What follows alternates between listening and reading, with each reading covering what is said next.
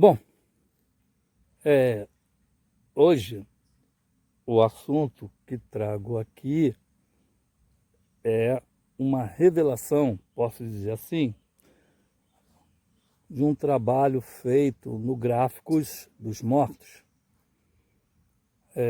onde houve uma comunicação, eu achei interessante, pessoal, emotiva, onde esse espírito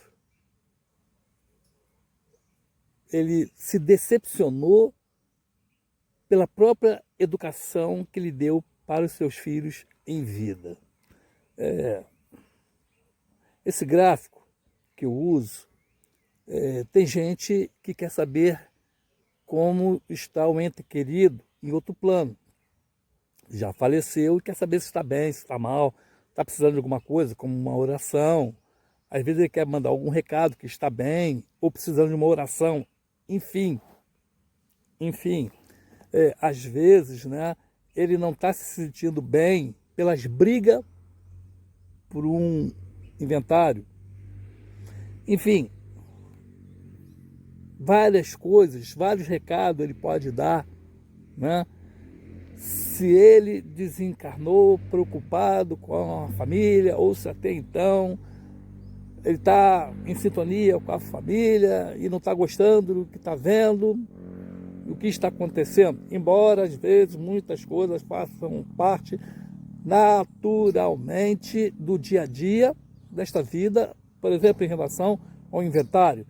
Que o inventário, a curto modo, sinceramente, na minha opinião, são brigas que um defunto, que um morto deixa.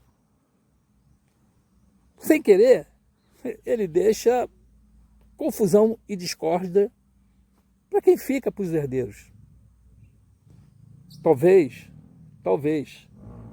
a melhor forma disso amenizar é em vida, deixa tudo nos conformes, deixa tudo esclarecido, o que vai para quem, como quer, quais são as diretrizes, os rumos a tomar, para numa reunião fica todo mundo ciente e confortável e satisfeito.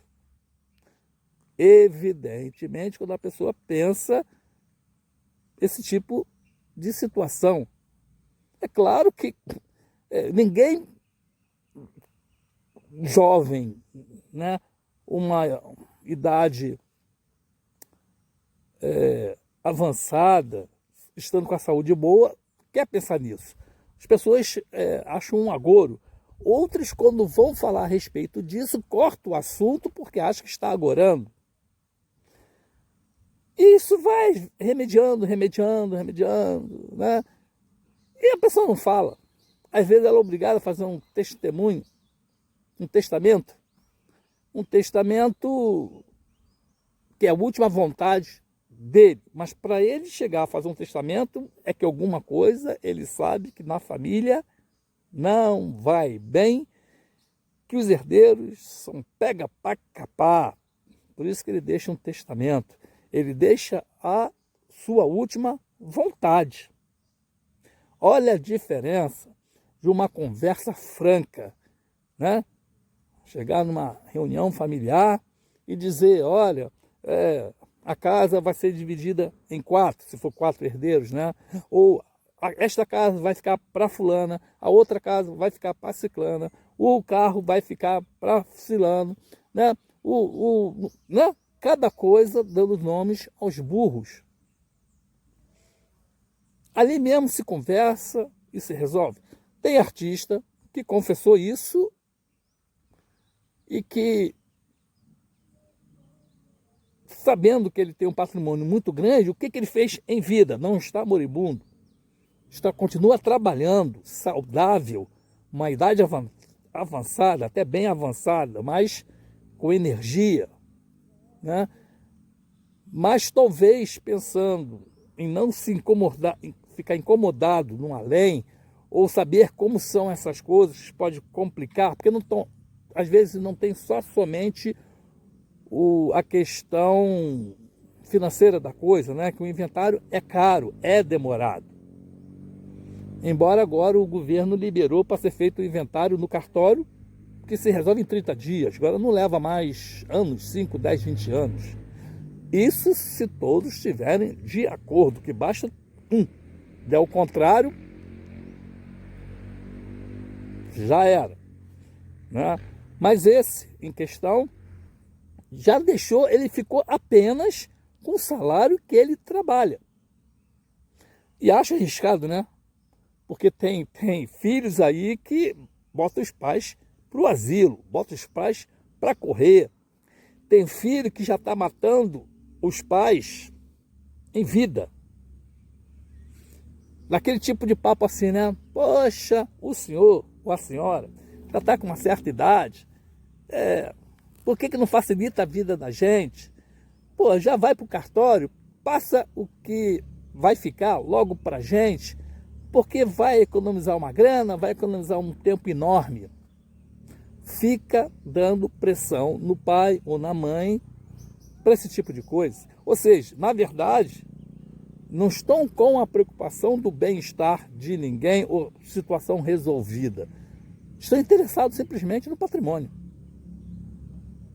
Conheço uma pessoa que em vida foi pressionada pelos filhos a fazer isso.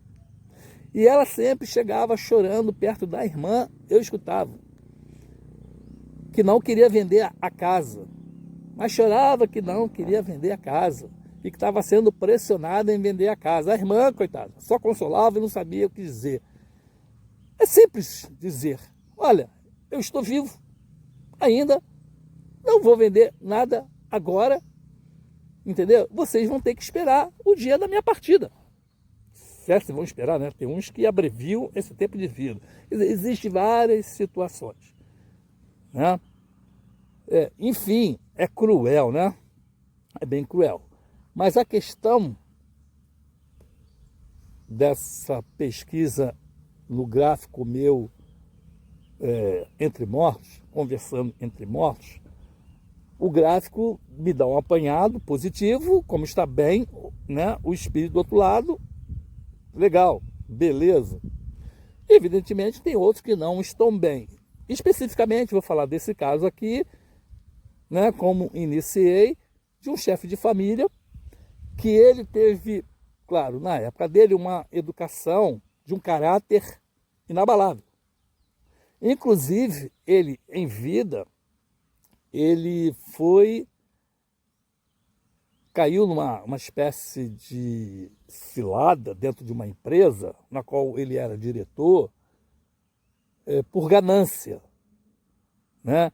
Por ele ser muito correto e o outro não, esse deu um desfalque na empresa e botou a culpa numa pessoa que era corretíssima, tão correto, que veio a infartar, mas não morreu, né?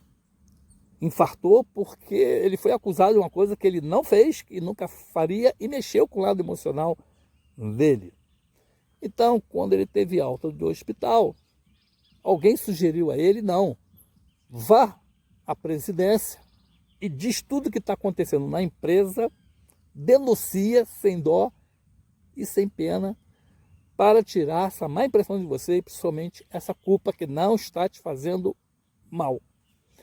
Não está fazendo bem, está te fazendo muito mal, né? E você não pode morrer com isso. Foi exatamente o que ele fez. Ele foi e relatou isso à empresa. Tudo bem, resolvido, beleza, limpou o nome, vamos dizer assim. E passou esse caráter para os seus 4 filhos. Não somente falando, mas dando exemplo. Tanto que é que, por exemplo, o irmão maior, ele pedia para cuidar do irmão menor. Tipo o que também? Na rua, né? Geralmente, o irmão maior tem que defender o irmão menor em questão de briga, né? Honestidade, muita honestidade, passou igual para todo mundo, apontava que não era importante, que não era bonito, que não era certo em isso fazer, né? Ele recriminava esse tipo de coisa. Ou seja, ele passou o mesmo caráter, a mesma educação, para os 4 filhos. É tipo, ele ajudava os irmãos dele mais carentes. E os filhos viam ele fazer esse tipo de coisa. Ele dava para quem não tinha. Né? Era um exemplo de uma pessoa, né? De um ser humano incrível. Criou sempre, né, em favorecimento ao seu próximo. Como, por exemplo, né, os seus sobrinhos moravam no interior e não tinha condição de estudar. Ele pagava o estudo. O irmão dele, que não tinha condições de nem pagar um aluguel, pouco menos construiu uma casa, ele construiu uma casa. Ou seja, quem foi nessa linha se deu bem, mas os filhos dele, que moravam na Zona Sul, só queria saber de praia, festa, bebida e bagunça. Cresceu no mundo, né? Flores, tudo era flores. O mais velho ainda tomou o rumo, foi trabalhar, se formou. O segundo já era fraco de espírito, mente fraca, problemático, né? E arrogante, e só queria saber de morar na Zona Sul. Os dois outros ainda eram adolescentes, vamos dizer assim, estava no barco que tudo era lindo e maravilhoso, e que ao chegar a uma certa idade, 18, 19 anos, aonde precisava mais do pai para começar a crescer, amadurecer para a vida, o pai justamente falta, morre, desencarna. Até aí, tudo bem. Cada um tomou o seu rumo, tudo igual, nada mudou, tudo tranquilo, né? O seu legado ficou aparentemente. Mas o caçula, resolveu ir para uma religião X. Essa religião verteu o pior lado dele, que deveria estar enrustido. Ou seja, o mau caráter, né, foi exposto, o egoísmo e a falta de moral. Incrível. Geralmente uma religião é justamente melhorar as pessoas. Se elas estão ruins, vai melhorar. E se elas são boas, vai ficar melhor ainda. E não ao contrário. Como é que uma pessoa, vamos dizer assim, normal, com caráter, né, ainda em si, ela emburaca? Será que é o tipo assim, religião da panelinha? Aqui dentro é uma coisa, lá fora é outra? Estou criando ovelha aqui dentro, mas ao mesmo tempo, quando sair, vocês vestem a fantasia, a vestimenta do lobo. Tipo assim, a vida lá fora é outra, é uma guerra, vocês têm que se cuidar, é dos espertos. Não sei que seita, que entendimento, que passados conceitos são esses. Posso culpar o palestrante? Não posso. Porque o palestrante fala uma coisa e cada um interpreta de um jeito, assume de um jeito. O mau caratismo, o mau caráter, vai entender de uma forma positiva do mau caráter dele e assumir essa entidade. Então não colocaria aí culpa no palestrante. Cada um entendeu, cada um absorveu e cada um foi assim. E assim, no seu egoísmo, no seu individualismo, não ajudou a nada e ninguém, claro, que não fosse da sua igreja. Irmão de sangue é lixo. Do tipo, o irmão seguinte se formou em informática, e pediu para dar uma ajuda, porque ele estava no meio, né, onde tinha muito cliente, muitas pessoas, que o serviço dele ia ser divulgado, bem divulgado. Simplesmente ele ficou calado e não divulgou o trabalho do irmão, não ajudou em nada. Mais para frente, por não se deu bem na profissão, ele se formou em outra, fotografia. Era um excelente meio, porque na igreja tinha muita festa, era festa de tudo, tinha uma festa, para qualquer motivo tinha uma festa, era batizado, era casamento, era aniversário, é dia disso, é dia daquilo, então, né, que não faltava era motivo para fotografar. Esse irmão ajudou o outro irmão? Não. 15 anos da filha, não convidou para fotografar. Aniversário do outro filho, deu festa, não chamou o irmão para fotografar. Casamento da outra filha, a situação ficou delicada porque o irmão fotógrafo foi descobrir tal evento, vamos dizer assim, sem querer. Do tipo, né? Ele estava fazendo estágio, morava longe e aonde ele morava não tinha, vamos dizer assim, eventos que pudesse ele desenvolver o trabalho dele, mas que precisava passar um final de semana na casa desse irmão, porque era mais fácil ele praticar. E ficou um mês, né? Até que chegou uma certa data, o irmão chegou para ele, dono da casa não, herdeiro da casa, e disse para o irmão fotógrafo: olha, você vai ter que sair daqui, porque vou fazer uma obra, porque a sua sobrinha, minha filha, vai morar aqui, eu vou ter que fazer uma obra para ela. Ele não chegou e falou: olha, no quarto que você está, você não vai poder ficar, porque eu vou fazer uma obra. Fique no outro quarto, durma na sala ou em tal lugar. Não, simplesmente botou para correr, vamos dizer assim. A vida passou, né? Aí soube que ele estava doente, foi ligar para saber o que tinha acontecido. E papo vem, papo vai. Ele pergunta se lembrou da obra. E aí, como é que está a obra? Ele, sem querer, deu nos dentes.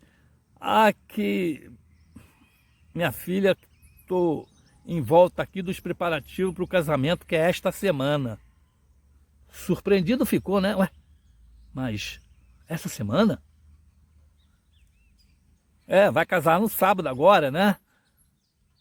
E sem jeito, né? Porque não convidou o próprio irmão para o casamento. Não vou falar nem a parte da fotografia, porque a parte da fotografia ele poderia ter chegado e falado: olha, até ia te convidar como fotógrafo para esse evento, porém não sou eu que, dando a desculpa para ele, né? Não sou eu que vou cuidar disso, vai ser o pai lá da noiva. Ele que está cuidando disso. Poderia ter indicado o irmão fotógrafo para isso. Não fez. Mas ficou um negócio tão mal feito, tão esquisito, tão quebrado, tão acanalhado, vamos dizer assim, que dali começou a vir o problema. Para amenizar, esse irmão chegou e disse assim: não, cara, eu vou fazer o seguinte, cara, não esquenta não. Você me diz quando vai ser esse casamento, dia e horário, que eu vou dar de presente as fotos, e assim eu tenho oportunidade de treinar. Casamento é uma coisa responsável e não vou querer nem esse tipo de contratação. Eu só vou querer essa oportunidade de tirar as fotos, postar e dar de presente. Mesmo assim, ele negou. Chegou num clima do tipo assim: vamos fazer o seguinte, você esquece. Não precisa me convidar. Não, mas eu vou te dar o convite, vou te preparar, você entra no site tal e teu nome tá lá. Eu vou botar teu nome lá. Tá? Tá legal, né? Entra no site. O site de cara diz qual o nome que está no convite. Você não sabe qual o nome que está no convite, porque você não recebeu o convite. E se você ficar arriscando, né? Porque tem a esposa também que é acompanhante, né? Claro, e a esposa tem uma questão do nome, que tem nome que termina com TE ou com TH. Tem nome, o segundo nome leva 2 L's. Então, se ele lá botou com um L e com E, já errou. Ou seja, o site vai dar a entender, nesse cadastro, do acesso para pegar o convite, está liberado para depois a festa, né? E vai bloquear. Aí se faz a pergunta para o cidadão, vem cá, o site está dizendo qual o nome que está no convite. Como eu não recebi o convite, que nome você botou lá? Para não dar ruim. Pronto. Aí, resumindo, deu uma confusão danada, ele tentou acertar um erro, não conseguiu acertar, morreu. Daí começou o mal-estar, ele não foi fotografar, né? Ficou muito chato, ficou muito um troço incrível. Enfim, o irmão mais velho formou-se em advogado, não conseguiu trabalhar na profissão, porque segundo ele diz que essa era a profissão que o pai dele queria e não o que ele queria. Só fez para agradar o pai. E que entrou na mesma religião, vamos dizer assim, maluca,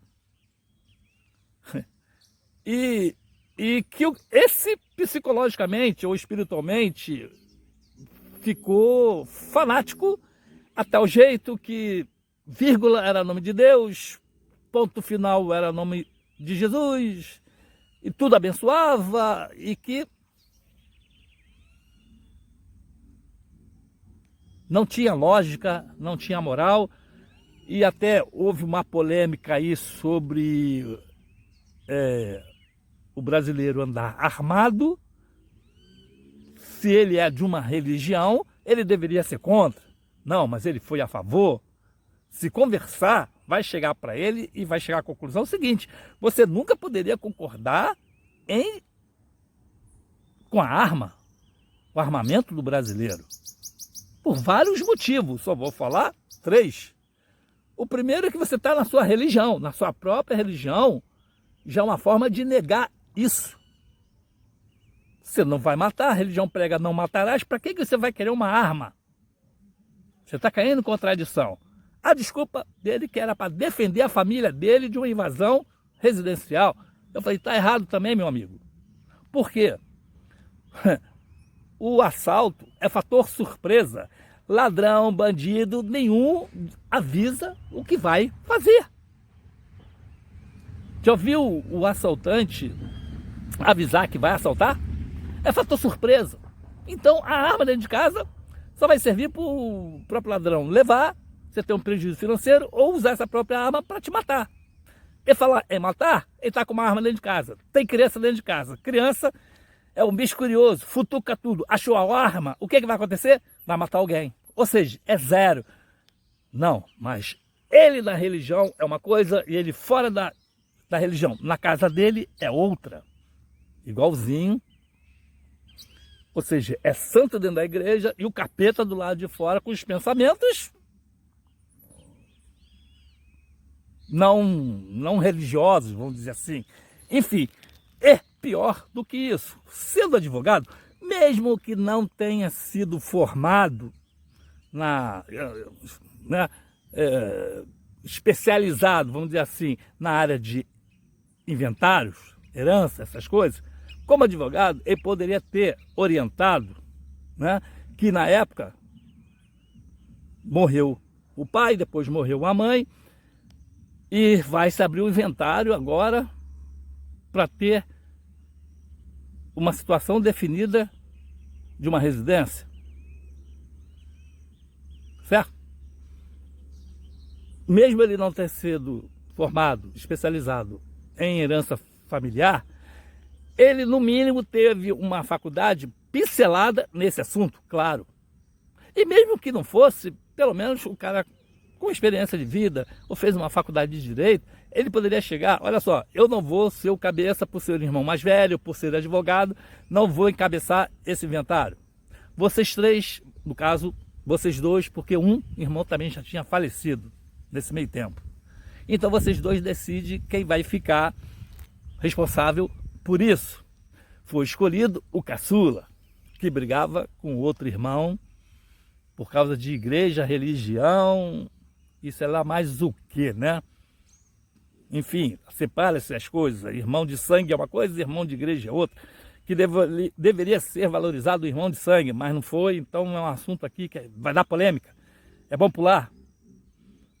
E ficou o irmão caçula para decidir essa questão do inventário. Muito bem. Aí ficou decidido ele lá por uma razão mais cômoda, porque ele era contador, mexia com papelada, estava mais perto do imóvel, porque o outro irmão morava longe, ia ser mais cheio de dificuldades, sei o que lá. Foi optado por ele. Ele foi mexer com os papelzinhos. Então, primeira coisa favorável que deu a ele foi, olha, o inventário, na época, está custando 30 mil. Bom, sabendo que falando em dinheiro para certas pessoas e certas famílias, ninguém tem. Ou seja, ninguém se mexeu, ninguém pensou assim, eu vou pegar um empréstimo, depois vou receber de volta na venda da casa. Poderia? Poderia, mas não fizeram, ninguém pensou assim. Né?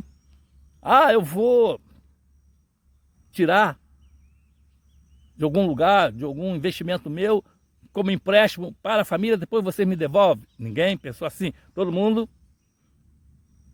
falou em dinheiro, ninguém tem, mas na hora de receber todo mundo quer. E com isso, o irmão caçula se deu bem, ficou morando 10, 20 anos. Você imagina o desencarnado, como é que já não estava lá na espiritualidade, sem entender nada, né? Já preocupado, já nervoso, que não foi isso que ele ensinou. Vou chegar lá. E o caçula tomou posse de um bem, e como ninguém tinha dinheiro, ele foi morando. Mal sabia ele, ou se sabia, que acredito que sabia, meu, porque o irmão que é advogado deveria dizer para ele, isso serve para você se você estiver passando por uma situação igual a essa. É o quê?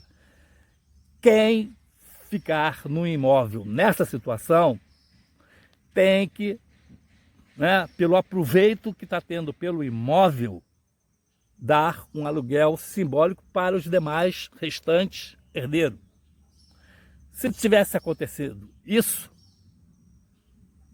tudo bem. Não, mas ele não deu um centavo, ficou calado 10 anos. Faz uma conta de 10 anos de um aluguel, vamos dizer assim, simbólico, uma mini fortuna, estava aí. Ele sabia disso? Não sabia? Fingia que não sabia? Quem não sabia? O advogado sabia? O irmão do advogado sabia? Não sabia, não quis falar, não estava nem aí, porque esse não deu um prego para fazer a casa. Só 2 que gastaram dinheiro. O primeiro que faleceu, irmão. O segundo, que no início foi o que fez mais obra.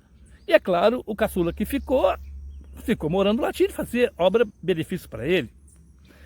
Né? E ele foi usufruindo. E chegou a tal ponto que houve um despertar e que a pressão foi dada no sentido seguinte, olha, o fotógrafo falou, vou botar essa casa na mão de uma imobiliária, o comprador que se interessar, ele vai ter que dar um sinal, e com esse sinal vai se fazer o inventário. Solução. A solução era essa. Essa solução deveria ser há 10 anos atrás. Quando chegou e falou para a família, não tem dinheiro, 30 mil, ela sempre ter resolvido isso. Ela, não, tá bom, vamos anunciar e vamos pegar o sinal. Com o sinal a gente faz o inventário de 30 dias acaba e dá essa venda tranquilo, normal, sem problema nenhum. Não, mas aproveitou que todo mundo falou que não tinha dinheiro, o cara ficou quietinho, não deu nem essa ideia e ninguém correu atrás. Mas 10 anos depois foi ter dado esse despertar e se colocou em prática. Aí eu te pergunto, o espírito de um pai desse, como não está em relação a esses filhos? Dois malandrinhos de igreja, que deveria ser os dois primeiros a honrar com caráter e com a própria religião, que não honraram, separaram, né? Outra coisa, esse irmão fotógrafo tem o direito de processar o outro irmão? Tem. Mas será que não vai mexer com a saúde desse irmão e por causa de dinheiro que já fez mal, muita podridão, é uma espécie de uma herança maldita que colocou todo mundo doente? E se processar esse irmão, os dois podem morrer? Ou um pode morrer? O que fica vivo, como ficaria? Bom, o que é da igreja, eu acredito que normal, né? Não tem sentimento nenhum, não tem caráter nenhum, passa batido. E o que morreu? Ou o inverso, o irmão da igreja morreria por esse processo, que ia mexer com um lado emocional muito grande, né? E o que ficaria? Ficaria mal. Ou seja, é um inferno. É um inferno astral, essa questão de inventário não definido, ou que para um pai que criou os filhos com caráter e moral, e uma família, um ajudando o outro, hipótese alguma ia esperar esse tipo de coisa acontecer com a sua passagem e no futuro uma questão de disputa de herança. Aí no gráfico de, vamos dizer assim, entre mortos, se descobre que esse cidadão perdeu a luz.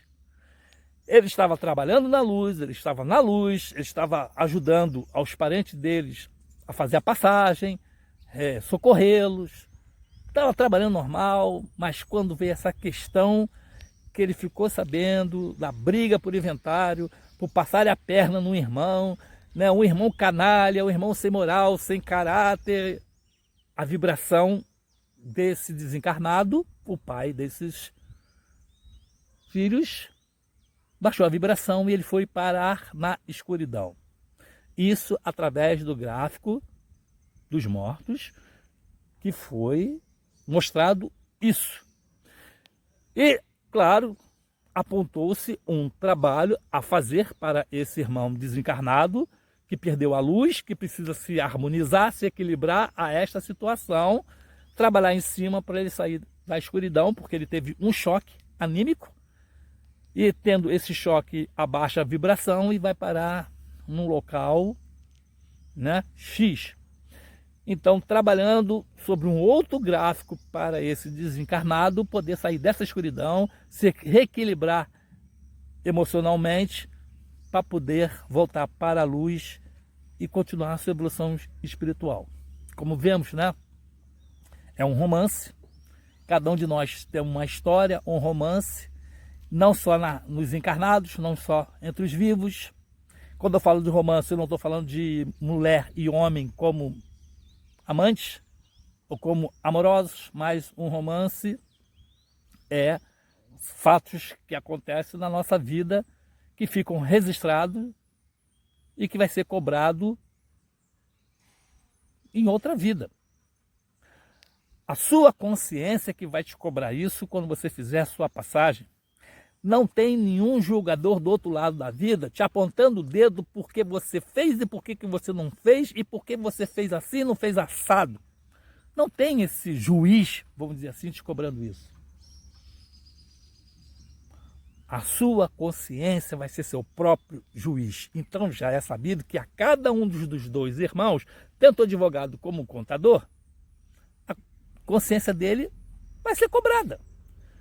Se vai cair a ficha, não vai cair a ficha, isso vai depender, né? Porque tem gente que vai chegar lá e a própria consciência vai cobrar dele, ele vai estar lá no meio do escuro e vai escutar uma voz cobrando ele, ele vai perguntar, vai ficar procurando, quem é que está falando isso? Quem é você? Como é que você sabe dessa história? Por que você está me cobrando isso? Eu não tenho culpa disso. É a consciência cobrando essa atitude do passado dele. E às vezes não cai a ficha, ele não vai ter a humildade de dizer, eu errei, eu não era para ter feito isso, alguma coisa me dizia que eu não poderia ter feito isso, mas dá lá as desculpas dele. Eu fiz isso por causa de A, de B, de C, bababá, bababá, bibibi. E o outro irmão lá, quando chegar a vez dele, lá na reticidade, também vai dar as desculpas e às vezes a ficha da consciência não vai cair na próxima encarnação.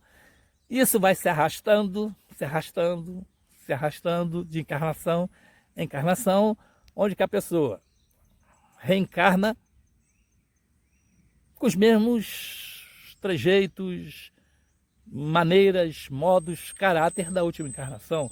Não, ninguém morre e vira santo e nem reencarna vira santo. Vai melhorando aos poucos, quem sabe, 1% ali, 1% acolá, né? A não ser que realmente a consciência pese de tal maneira que eles venham reparar isso futuramente. E como é que vem? Já começa, não é que vem, já começa a próxima reencarnação como? Sofrendo roubo dos seus próprios filhos, começa sendo enganado na sua própria empresa. Se é funcionário de uma empresa, é acusado de roubo, é acusado de falcatrua, é injustiçado, né? Sofre por uma coisa que não fez, por mexer pela moral dele, porque ele está recebendo aquilo de novo. Ele precisa de ajuda, não é ajudado, e vai ser ali que ele vai começar a raciocinar, até chegar num ponto que ele vai assim, em alguma vida eu devo ter errado, eu devo ter feito desse jeito para estar recebendo isso. É a conclusão que a pessoa se chega no despertar espiritual dele. Quando? Não se sabe, vai depender de cada um. Mas é assim, é simples. O que você está passando, o que aquela pessoa está passando hoje, que não prospera, meu amigo, não tem pai de santo, não tem radiestesista, não tem curador, não tem tarólogo, não tem cartomante que vá mudar no registro kármico a esse nível. O que for mais decente vai dizer isso e vai amenizar isso e fazer a pessoa entender e aceitar isso. Agora, se aparecer alguém dizendo que vai mudar, que vai melhorar e vai prosperar da noite para o vinho, pula fora que você está caindo em mais uma furada e jogando um dinheiro fora, que está arriscado nem ter um aprendizado, não foi uma pessoa sincera, que a pessoa visou o próprio bolso. No caso, estaria ajudando o próprio karma para mais uma falcatrua, para mais um ato de ser, né, saqueado, como saqueou em vida passada, passando pelo mesmo drama para saber o quanto é bom que foi feito, pela inércia, a encontrar uma pessoa honesta e dizendo que é kármico, e você vai ter que passar por isso para o seu próprio evolução espiritual. Você ganhou o cliente? Sim, não. Acredito que mais sim pela honestidade. Mas quem está, na verdade, ganhando mais é aquele que você pagou, ele te encheu de esperança e não deu certo. Ele dá desculpa que a culpa não é dele, a culpa é sua, porque você não fez sem fé, você não colocou fé, né? Porque você não deu o melhor material, a melhor oferta, a melhor oferenda, tudo é culpa sua. Porque você não deu uma foto, porque você... Tudo é culpa sua. E aí fica duas situações. Uma, ou ele sabe que é kármico e não vai resolver nessa encarnação, e ele não vai perder essa oportunidade de mamar, até onde ele conseguir mamar, que uma hora cansa. Uma hora o cara não tem fôlego financeiro para sustentar essa turma. E duas, outra, esse pai de santo não entende dessas coisas, né? E não sabe o que está acontecendo, e vai ter a coragem de dizer assim, poxa, você tem essa entidade do lado, essa entidade é de dinheiro, você não era para estar nessa miséria, nessa desgraça financeira. E ele não vai ficar sem entender. E ele ficando sem entender, só nos resta esse entendimento, né? Lei kármica, lei de causa e efeito, ação e reação. Pobre do espírito que abaixou a sua vibração, porque ele se sentiu, poxa, não foi isso que eu criei meu filho, não foi assim que eu criei meu filho, por que meus filhos foram para esse caminho, por esse lado errado, porque estão na religião, deveria ser exemplo e é uma negação, e ele próprio se sente culpado e abaixa a vibração por simplesmente não entender que cada ser é um indivíduo que tem o seu livre-arbítrio para fazer o que quiser fazer. Graças a Deus, temos aí pessoas que trabalham nessa linha de a vida continua, saber se estão bem ou estão mal, como está o parente do outro lado da vida, para ajudar, né? Não só os encarnados, os vivos precisam de ajuda, mas como aqueles que se foram também precisam estar em paz. É muito difícil pegar um espírito que se desligue totalmente da família, que entenda que aquela família já não é uma família de sangue, é uma família espiritual, que são irmãos. Acabou. Aprendeu, não aprendeu, se prepare para um novo ciclo, fique livre e não olhe para trás. Mas, infelizmente, são os poucos que entendem assim e precisa ter essa evolução assim. Ou então, uma explicação como essa, para quem sabe, quando chegar, se estiver passando por essa situação, quando chegar esse momento, se lembrar que em algum lugar escutou uma história como essa e que sabe que o final é esse, e se não quiser abaixar a sua vibração, segue em frente, meu irmão. Obrigado por ter assistido esse vídeo. Até a próxima.